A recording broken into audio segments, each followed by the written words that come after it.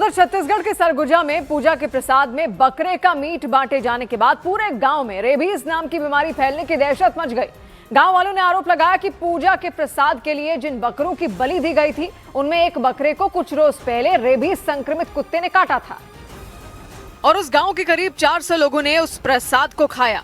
बताया गया कि पूजा के लिए 12 बकरों की बलि दी गई थी और उनमें एक बकरे को रेबीज संक्रमित कुत्ते द्वारा काटे जाने की खबर फैल गई और उसके बाद लोगों में दहशत फैल गई। जो बकरा को काटा गया है उसको कुत्ता चावा था और वो रेबीज का सुई लगा हुआ है कि नहीं लगा है क्या मालूम, सबको तो खाना पड़ा। और लोगों को लगने लगा कि अगर समय रहते इलाज नहीं किया गया तो उनमें भी वो बीमारी फैल जाएगी। और उन लोगों ने बताया कि प्रसाद खाने के बाद उन्हें इसकी जानकारी मिली। डरे सहमे गांव वालों ने गांव में कैंप लगाकर सभी लोगों की जांच करवाने की मांग की, क्योंकि उन लोगों ने पूजा के आयोजकों पर लापरवाही के आरोप लगा दिए। गांव के सरपंच और उप सरपंच पर जानबूझकर उसी बकरे को खरीदने का आरोप लगाया, जिससे रेबीज संक्रमित कुत्ते के काटे जाने का दावा किया गया। इसमें गलती संचालकों का है, जो खरीदे हैं, जो बेचा है उसका मेन गलती है। इसमें मेन मुखिया तो ही लोग हैं गांव के, वही लोग कटवा रहे थे, सबका देख रेख सब वही कर रहे थे। लोगों के दावों के मुताबिक गांव में 28 दिसंबर को निकाली पूजा का आयोजन हुआ और उसी दौरान पूरे गाँव में प्रसाद के रूप में बकरे का मीट बांटा गया और जिन लोगों ने उस दिन वो प्रसाद खाया उनमें हड़कंप मच गया। वो लोग रेबीज बीमारी फैलने की आशंका से सहम गए और बीमारी फैलने के डर से लोगों ने पंचायत से गांव में कैंप लगाकर सभी लोगों की जांच कराने की मांग की। पंचायत द्वारा इसका शिविर किया जाए कि गांव में व्यक्तियों को टेस्ट किया जाए, अगर संक्रमित हो तो उसका इंजेक्शन लगवाया जाए। दावों के मुताबिक वो प्रसाद सिर्फ पुरुषों ने खाए, क्योंकि निकाली पूजा का प्रसाद सिर्फ पुरुषों को खाने की मान्यता है। लोगों की शिकायत पर स्वास्थ्य विभाग ने गाँव में कैंप लगाकर लोगों की जाँच किए जाने का आश्वासन दिया, लेकिन लोगों के डर के बीच बकरा बेचने वाली महिला ने आरोपों को नकार दिया। उस महिला ने बकरे के पूरी तरह से स्वस्थ होने का दावा किया और उनके मुताबिक उस बकरे को कुछ नहीं हुआ था, वो बिल्कुल स्वस्थ था।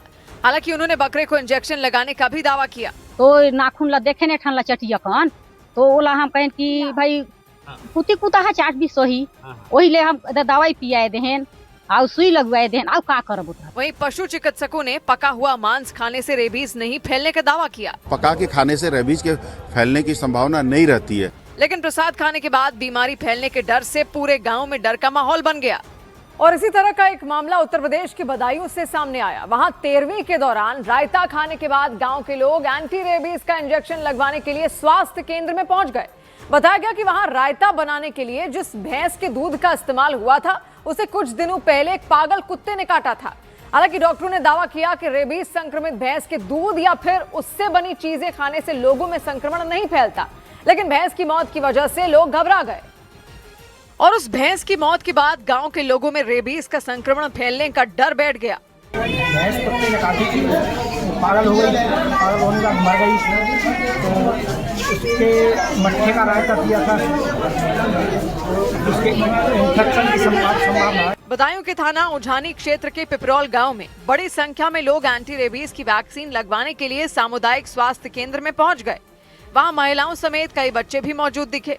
बताया गया कि उन लोगों ने कुछ दिनों पहले 13वीं संस्कार की दावत में परोसा गया रायता खाया था और इसके बाद उनमें रेबीज फैलने की आशंका को लेकर दहशत मच गई, क्योंकि बताया गया कि 13वीं संस्कार की दावत में परोसे गए रायते के लिए जिस भैंस का दूध इस्तेमाल हुआ था उसे कुछ दिनों पहले उस पागल कुत्ते ने काट लिया था।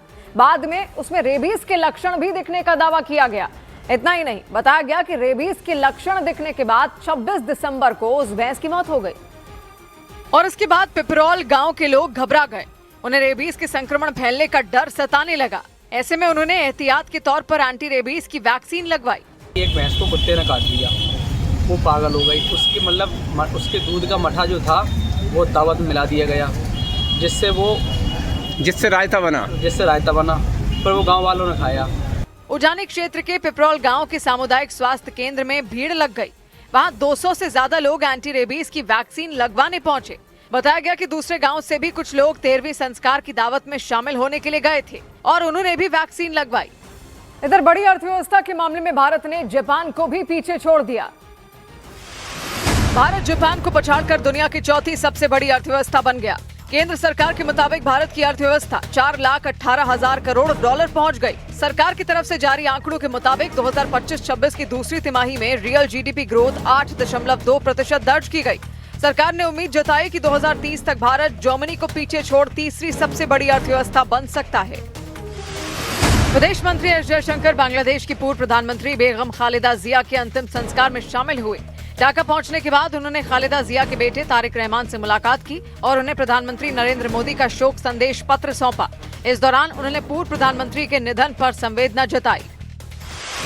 दिल्ली में पुलिस ने नकली सामान बेचने के आरोप में 4 लोगों को गिरफ्तार किया। आरोप लगा कि वो लोग नकली सामान को ब्रांडेड कंपनियों के नाम पर बेच रहे थे। पुलिस ने छापेमारी कर बड़े पैमाने पर नकली सामान जब्त किया।